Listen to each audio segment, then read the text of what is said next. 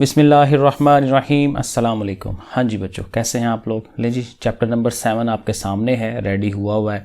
इसमें जो important short सवाल हैं वो मैंने निकाले हुए हैं, तो इनको ज़रा समझ लें, पढ़ लें। जिन लोगों ने ज़ाहिर है तफसील से तैयारी की हुई है उनकी तो अच्छी तैयारी है, लेकिन उनको भी वैसे इनको देख लेना चाहिए ताकि आपको पता हो कि ये शॉर्ट सवाल तो ज़रूर हमें तैयार करनी चाहिए। और ज़ाहिर है जिनकी तैयारी ऐसे ही है, अल्लाह लोग है, ठीक है, तो उनको तो लाजमी ये तैयार करने चाहिए ना, कि कम से कम पता हो कि ये चीज़ें जो हैं ये आने के चांसेस ज़्यादा होते हैं।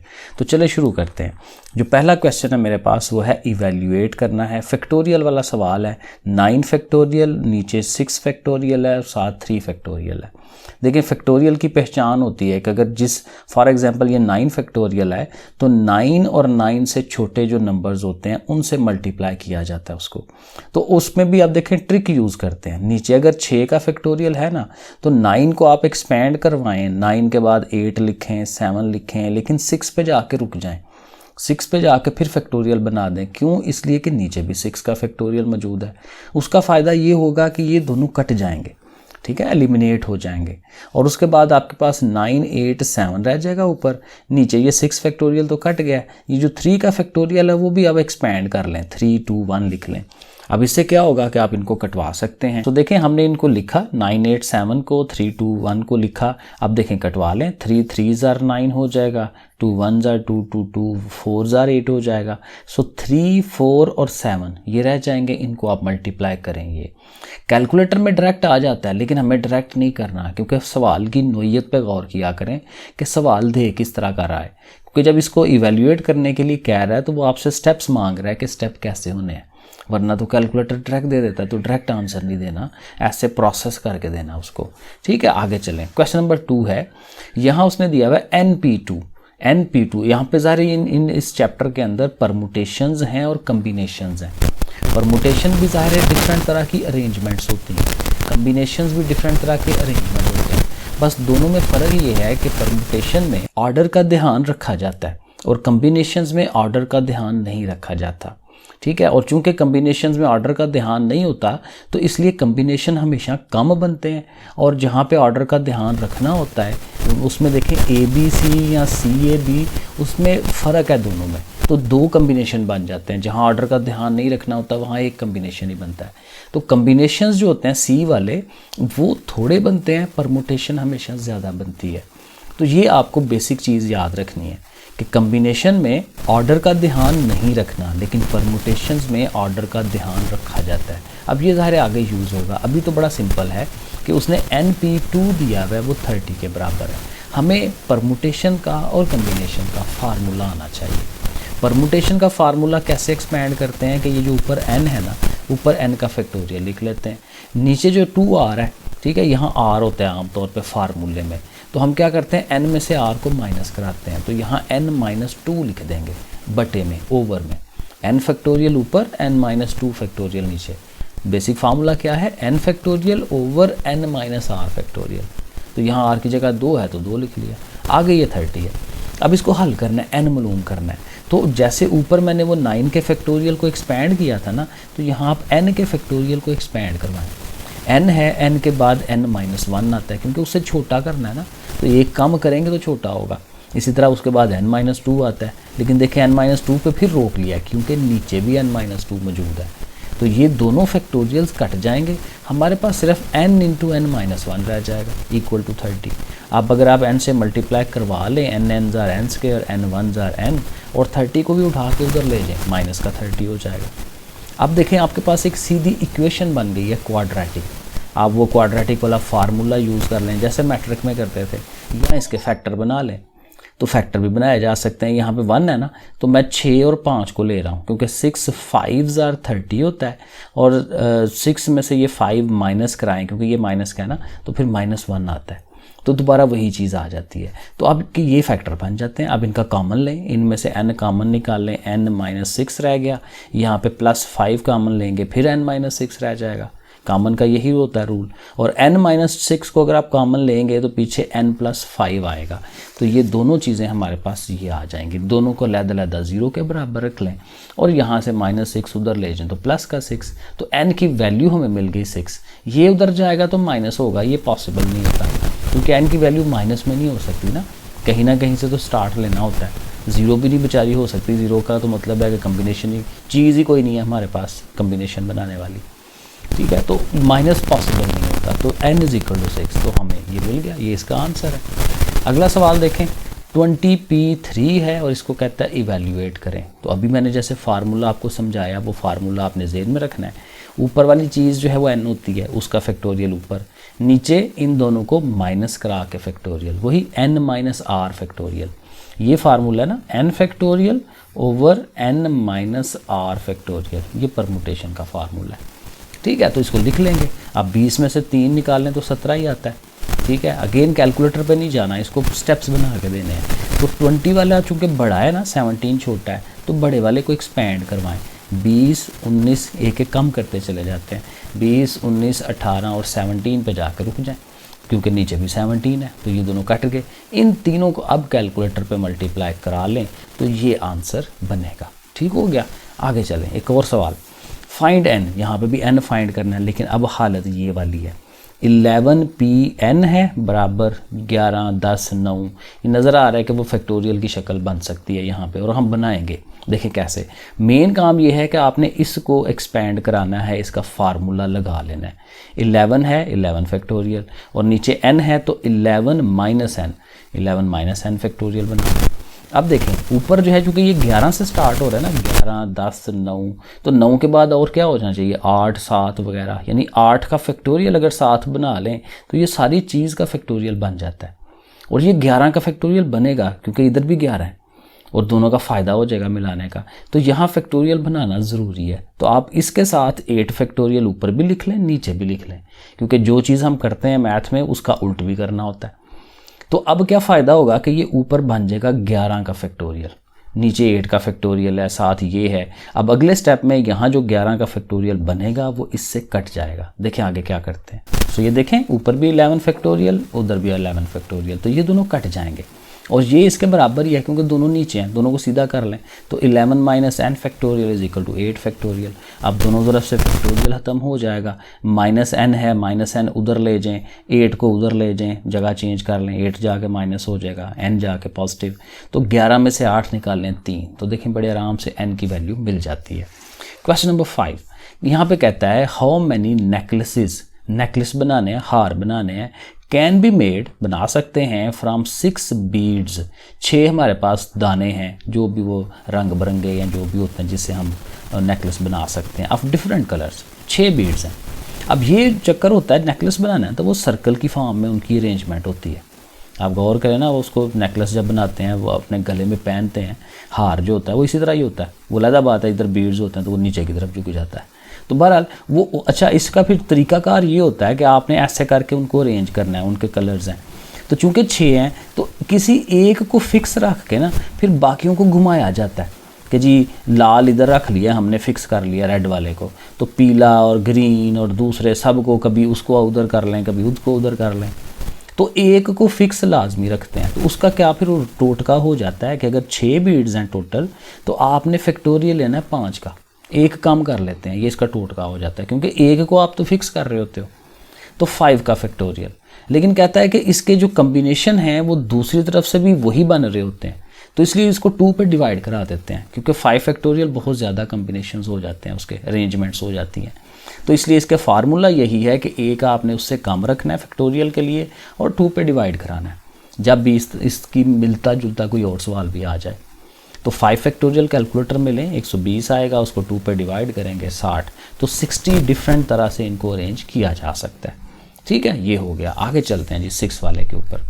6 वाला कहता है how many signals can be given. वो पुराने ज़माने में सिग्नल देते थे लोग, क्योंकि उसमें तो वाईफाई तो था नहीं, ठीक है, मोबाइल कौन से थे कि जो फ़ोन करके बता दें जी दुश्मन आ रहे हैं। So how many signals can be given by 5 flags of different colours. अब 5 फ्लैग्स उनके पास पड़े हुए, मुख्तलिफ रंग हैं, लाल, पीला, काला, जो भी है, लेकिन कहते हैं कि उनमें से 3-3 उठा के बनाने हैं। 5 पड़े हुए हमारे पास, लेकिन हमने 3 उठाने हैं, उनका एक सिग्नल देना है। तो वो कैसे डिफरेंट तरह के कम्बिनेशन बन सकते हैं। तो हमने n = 5 लिखना है, क्योंकि टोटल बड़े ज़्यादा वैल्यूज़ तो 5 है ना, उनमें से 3 को सिलेक्ट करना है, तो r = 3।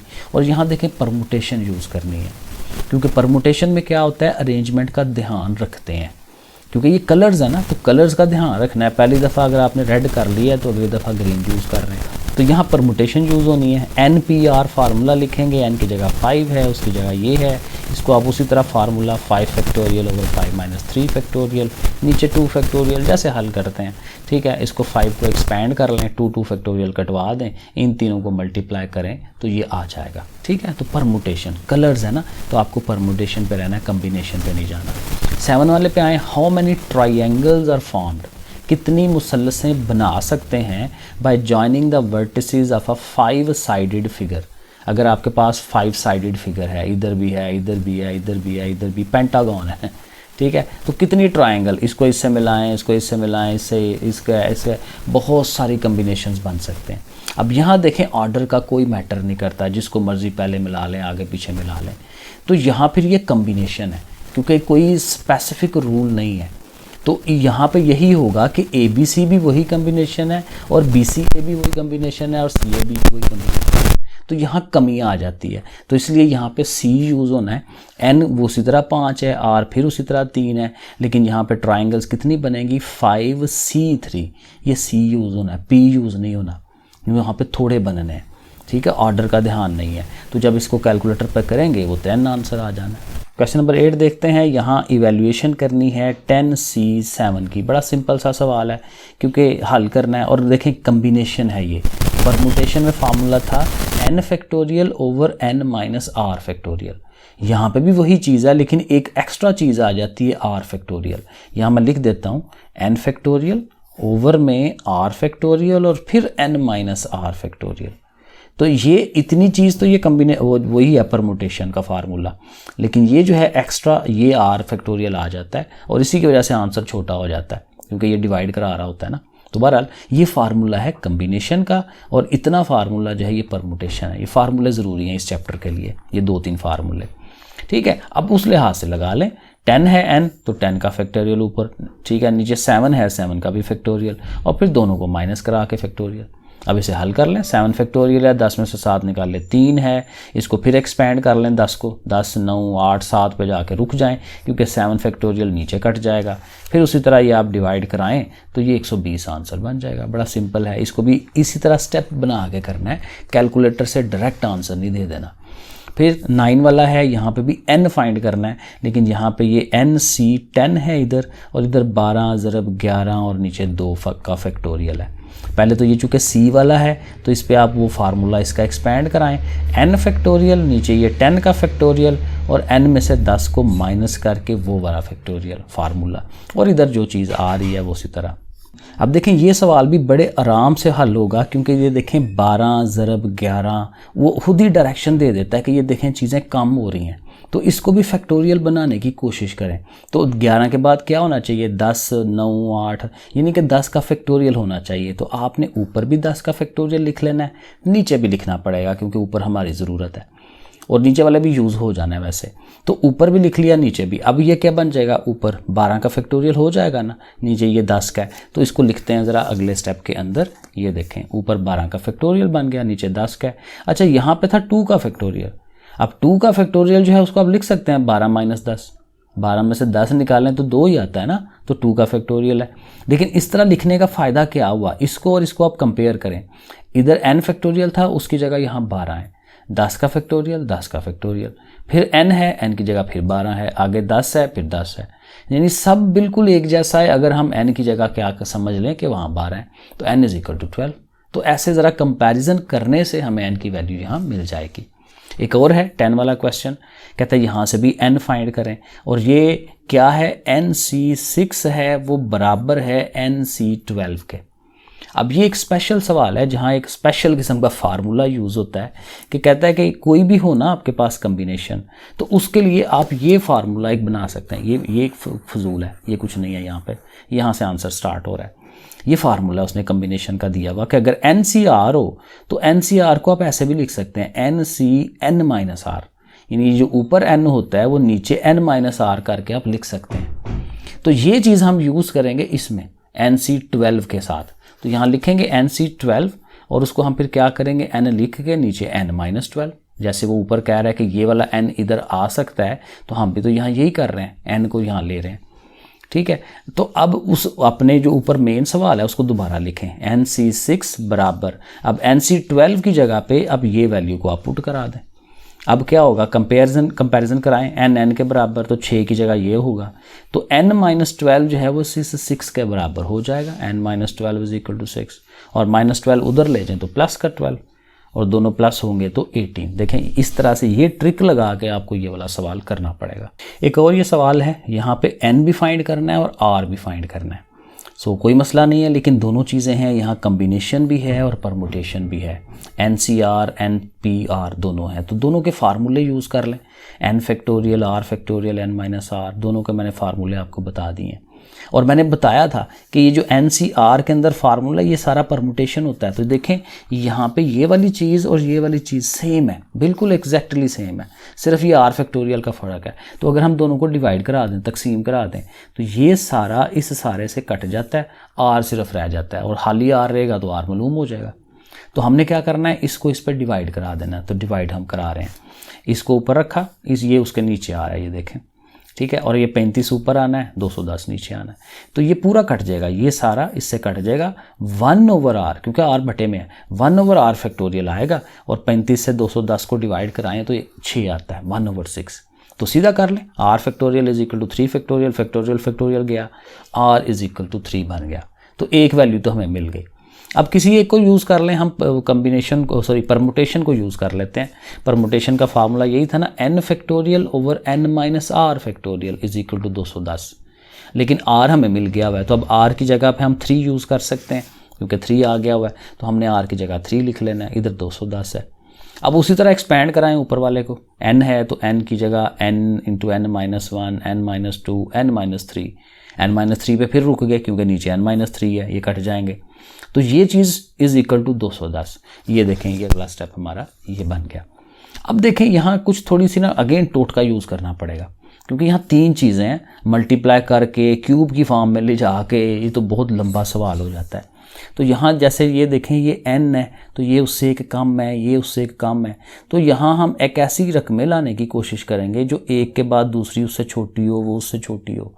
तो ये देखें, थोड़ा सा ट्रायल एंड एरर करके ना, कैलकुलेटर के ऊपर थोड़ा सा आगे पीछे करके रकमें, वो आप ज़रबें दे के देख सकते हैं। तो 7 ज़रब 6 ज़रब 5 करेंगे ना तो आंसर 210 ही आता है। और देखें ये उससे एक कम है, ये उससे एक कम है, तो फिर n की जगह पे कौन आ रहा है, 7 आ रहा है, तो n = 7। तो यहाँ इधर जगह आके ना थोड़ा सा आपको ये टोटका टाइप लगाना पड़ेगा। अच्छा, इस चैप्टर में चूँकि प्रोबेबिलिटी भी है तो प्रोबेबिलिटी के सवाल भी हैं। एक तो डेफिनेशन है, बहुत ज़्यादा इंपॉर्टेंट है, आ सकती है।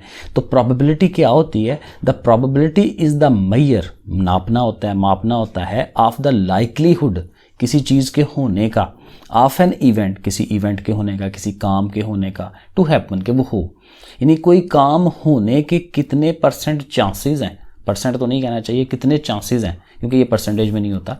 तो किसी काम के होने के कितने चांसेस हैं, ये प्रोबेबिलिटी बताती है। और इसके लिए फार्मूला है, प्रोबेबिलिटी या फेज = NA/NS। अब ये मैं आगे साथ बता देता हूँ कि NA क्या है, NS क्या है। अब यहाँ एक और डेफिनेशन भी है, सैम्पल स्पेस क्या होता है। सो सैम्पल स्पेस ये होता है कि जब आप कोई एक्सपेरिमेंट करते हैं ना, तो उस एक्सपेरिमेंट से कितने आउटकम डिफरेंट जो भी आ सकते हैं, सारे के सारे, उन सब को एक जगह लिख देते हैं, वो सैम्पल स्पेस होता है। मिसाल के तौर पे जब आप एक कॉइन को टॉस करते हैं, एक सिक्का उछालते हैं, तो उसके 2 ही चांसेस होते हैं, या हेड आता है या टेल आता है। तो हेड और टेल दोनों को अगर आप इकट्ठा लिख देते हैं तो उसका सैम्पल स्पेस हो जाता है, क्योंकि इनके अलावा कोई और चांस नहीं होता, ठीक है। और इसी तरह जैसे एक वो डाइस को आप रोल करते हैं, तो डाइस को रोल करेंगे तो उसके 6 ही डिफरेंट आउटकम्स हो सकते हैं ना, या 1 आएगा, या 2 आएगा, या 3 आएगा। तो वो 1 2 3 4 5 6 ब्रैकेट्स के अंदर लिख दें तो वो भी एक सैम्पल स्पेस है। अगला सवाल देखें, सैम्पल स्पेस दिया हुआ है 1 2 3 4 5 तक है। Find the probability of number, वो क्या है, मल्टीपल ऑफ 3 का मल्टीपल हो, उसकी प्रोबेबिलिटी जो है वो आपने फाइंड करनी है, उसके होने के कितने चांसेस हैं। अब यहाँ फार्मूला वही हम यूज़ करेंगे, प्रोबेबिलिटी ऑफ फेज = NA/NS। ए होता है हमारा इवेंट, जो चीज़ वो पूछ रहा है, यहाँ उसने यही पूछा है मल्टीपल ऑफ 3, तो मल्टीपल ऑफ 3 देखेंगे वो कौन कौन सी है। अब इसमें देखेंगे 3 ही है मल्टीपल ऑफ 3, और तो कोई है नहीं, तो वो एक ही है। तो number of elements in A, event A के अंदर कितने एलिमेंट हैं, वो सिर्फ एक है, ठीक है ना। अगर वो ये कहता जी 3 से ऊपर वाले कितने हैं, तो हम कहेंगे 4 और 5, तो कितने एलिमेंट हो जाएंगे 2, हम वहाँ 2 लिख लेते हैं। तो वो डिपेंड करता है पूछ क्या रहा है। जो चीज़ पूछ रहा है ना वो हमारा ए होता है, और उसमें कितनी चीज़ें हैं वो हम अंदाज़ा लगाते हैं जो भी सवाल हो। यहाँ उसने कहा ना मल्टीपल ऑफ 3, तो वो एक ही है, तो N A is equal to 1। और एन एस का मतलब यही है कि एस के अंदर कितने हैं, पूरे सैम्पल स्पेस में कितनी चीज़ें हैं, वो 5 हैं। तो बस ये अगर पता है तो आगे फार्मूला तो बड़ा इजी है, एन ए 1 है, एन एस 5 है, 1/5, ये इसकी प्रोबेबिलिटी का आंसर बन जाता है। तो ये बड़ा इजी है। क्वेश्चन नंबर 14 देखें। यहाँ क्या करना है जी, प्रोबेबिलिटी फाइंड करनी है ऑफ गेटिंग 2 हेड्स, कि 2 हेड आए इन 2 successive tosses of a balanced coin. एक कॉइन लेके उसको 2 दफ़ा उछालें, तो उसमें 2 दफ़ा हेड आने के चांसेस कितने हैं। तो पहले तो आपने सैम्पल स्पेस बनाना है कि एक कॉइन को 2 दफ़ा फेंकने के क्या चांसेस हो सकते हैं। एक चांस तो ये है कि दोनों दफ़ा हेड आए, एक चांस ये है कि एक दफ़ा हेड आए दूसरी दफ़ा टेल आ जाए, या ये हो सकता है कि पहले टेल आ जाए फिर हेड आ जाए, या दोनों दफ़ा टेल आ जाए। अब ये 4 ही कम्बिनेशन हो सकते हैं, तो यही हमारा सैम्पल स्पेस है, इसके अलावा नहीं हो सकते। और हमारा इवेंट क्या है, किसका चेक करना है, गेटिंग 2 हेड्स। तो हमारा इवेंट ए जो है उसमें 2 हेड, यानी ये वाली चीज़, बस ये आए, कोई और चीज़ नहीं। तो यहाँ से हमें नज़र आ रहा है एन एस कितनी है, 4 चीज़ें हैं ना, तो एन एस हमारा 4 होगा। और एन ए में एक ही एलिमेंट है, डबल एच, ठीक है, तो एन ए 1, तो बस आंसर आगे मिल जाना है। Probability of A is equal to N A over N S, यानी 1/4, तो वो हमने अगले स्टेप में बस लिख देनी है, और दैट्स इट। प्रोबेबिलिटी के सवाल जल्दी हो जाते हैं, लेकिन वही जाहिर है कि हमें उसकी बैक का पता हो कि सवाल बनाना कैसे है, एन ए कैसे बनना है, एन एस कैसे बनना है, वो अगर क्लियर है तो बाकी आगे मसला नहीं है। एक और इससे मिलता जुलता बड़ा सिंपल है, अ डाई इज़ रोल्ड। वही बात कि एक लूडो का दाना जो है वो हम फेंक रहे हैं, तो क्या कोई प्रोबेबिलिटी देखनी है दैट डॉट्स ऑन टॉप, जो ऊपर आते हैं नुक्ता, आर ग्रेटर देन 4, 4 से बड़ा है। अब 4 से बड़ा क्या होता है, या 5 आएगा या 6 आएगा। तो हम पहले लिख लेंगे कि सैम्पल स्पेस जो है वो क्या है, 1 2 3 4 5 6, यही 6 चीज़ें आ सकती हैं। तो उसमें एन एस कितना है, 6, क्योंकि 6 चीज़ें, number of elements in S वो 6 है। और इवेंट हमारा ये है कि या 5 आए या 6 आए, यानी कि इसमें कितनी चीज़ें हैं, 2 हैं। तो फार्मूला फिर लो ही लगाएंगे, N A over N S. तो एन ए 2 है, एन एस हमारा 6 है, 2/6, 1/3 बन जाएगा। कटवा के 2 1 2 2 3 6। तो ये हमारा ये क्वेश्चन हो गया। एक और क्वेश्चन देखें, सिंपल है। There are 5 green and 3 red balls. 8 total balls हैं जो हमने एक बैग के अंदर रखे हुए हैं। ग्रीन रंग के 5 हैं, रेड कलर के 3 हैं। प्रोबेबिलिटी फाइंड करनी है कि एक बॉल निकाला जाए तो वो ग्रीन निकले। अब एन एस डायरेक्ट में पता चल रहा है कि टोटल कितनी चीज़ें हैं, 8 चीज़ें। एन ए जो हमारा इवेंट है ग्रीन, तो ग्रीन मैक्सिमम है कितने, 5 ही हैं, तो एन ए हमारा 5 होगा। तो सिंपली आप फार्मूला लिखें, N A over N S 5/8, ठीक है। देखें बड़ा इजीली हो जाता है। अगला क्वेश्चन देखें, अ डाइस इज थ्रोन ट्वाइस। अब पीछे हमने एक सिक्के को 2 दफ़ा फेंका था ना, अब यहाँ डाइस को 2 दफ़ा फेंकना है। अब ये जो डाइस को 2 दफ़ा फेंकना है ना, इसका जो सैम्पल स्पेस बनता है वो 36 वैल्यूज़ बनती हैं। वो बड़ा लंबा चौड़ा काम है। अब शार्ट्स वालों में तो वो नहीं करते ना, थोड़ा सा आइडिया देता हूँ। ऐसे होगा कि पहले 1 आए, फिर अगला भी 1 आए, पहला 1 आए, फिर आगे 2 आए, 1 के साथ 3 आए, एंड सो ऑन, ठीक है। वो 36 दफ़ा हम ये चीज़ें बनाते होते हैं। वो मैंने बना के दिखाया भी हुआ है, जब मैंने ये पूरी एक्सरसाइजेज सॉल्व की हुई हैं, वो वहाँ देख सकते हैं, ठीक है। तो बहरहाल अभी हमने उस तरफ नहीं जाना। तो ये याद रखना है कि डाइस जो है, क्योंकि एक डाइस में 6 चीज़ें होती हैं ना, तो दूसरी डाइस में भी 6 चीज़ें हैं, तो दोनों का टोटल इकट्ठा करना है। तो 6 × 6 36, यानी इसका एन एस जो है वो 36 होगा। पहले तो ये हो गया। और करना क्या है, फाइंड किसको करना है कि probability that sum of the number of dots is 3 और 11। तो वो जो डॉट्स ऊपर दोनों के ऊपर आने हैं, दोनों को जमा करें, या तो वो 3 आए या 11 आ जाए। अब 3 आने के ये चांसेस हैं, यहाँ 1 के साथ 2 आए या 2 के साथ 1 आए, पहली दफ़ा 2 आ जाए फिर आगे 1 आए। और यहाँ अब 11 भी उसने कहा है, तो 11 क्या है, यहाँ पहले 5 आए फिर 6 आए, या पहले 6 आए फिर 5 आए। तो यही 4 चीज़ें हो सकती हैं। तो फिर एन ए हमारा कितना होगा, 4 होगा, तो N A is equal to 4। तो फिर उसी तरह N A over N S 4/36 करेंगे, 1/9 हमारा आंसर बन जाएगा। एक लास्ट वाला क्वेश्चन है, बहुत इंपॉर्टेंट है, ये शार्ट्स वाला आ जाता है कि हाउ मैनी अरेंजमेंट, अब कम्बिनेशन परम्यूटेशन की, how many arrangement of the letters of the word Pakpattan. ये पाकपतन का एक लफ्ज़ है, ठीक है। तो कहते हैं इसमें ये जो अल्फाज यूज़ हो रहे हैं, इनको आगे पीछे करके कितनी तरह के कम्बिनेशंस बनाए जा सकते हैं, अरेंजमेंट्स बनाए जा सकते हैं। अब इसमें देखें, गौर करें, इस सवाल में ना एक स्पेशल चीज़ होती है कि इसमें अल्फाज रिपीट हो रहे होते हैं। पी देखें 2 दफ़ा आ रहा है, ए 3 दफ़ा आ रहा है, टी भी 2 दफ़ा आ रहा है। तो इसके लिए एक स्पेशल फार्मूला है कि टोटल अरेंजमेंट होता है n factorial over n1 factorial, n2 factorial, n3 and so on. यानी जो जो चीज़ें रिपीट हो रही हैं वो नीचे लिखते हैं, ऊपर टोटल लिखते हैं। आप इनको गिन लें, ये गिनेंगे ना 9 आएंगे, 1 2 3 4 5 9 आती हैं। तो 9 फैक्टोरियल आपने ऊपर लिखना है। पी देखें 2 दफ़ा आ रहा है ना, तो पी का 2 फैक्टोरियल, ए 3 दफ़ा आ रहा है उसका 3 फैक्टोरियल, टी जो है वो 2 दफ़ा आ रहा है वो 2 दफ़ा। 1 फैक्टोरियल नहीं लिखते, कोई रकम 1 दफ़ा है तो वो नहीं लिखना। अब इसको हल कर लें, 9 का फैक्टोरियल कैलकुलेटर में मालूम कर लें, नीचे इनके फैक्टोरियल लिख रहे हैं। ये 6 2 बार 12 बार 2 जब 24 24 से इसको डिवाइड करेंगे तो ये आंसर बन जाएगा। ठीक है जी, ये मैंने जो मुझे मोस्ट इम्पॉर्टेंट सवाल लगे वो मैंने आपको करा दिए। अल्लाह करे यही आएँ। और ये करने का फ़ायदा ये होता है कि इससे मिलते जुलते सवाल भी आप अटैम्प्ट कर सकते हैं। ठीक है, थोड़ा सा समझ के अगर आप करेंगे, हाली रट्टा मारेंगे तो फिर तो ज़ाहिर है सिर्फ यही तैयार होते हैं ना। लेकिन अब इन सवालों को समझ के करेंगे तो फिर आपको इसके रेलिवेंट मिलते जुलते सवाल भी हल करने में मदद मिल जाती है। ओके फिर बच्चों, अल्लाह हाफिज़।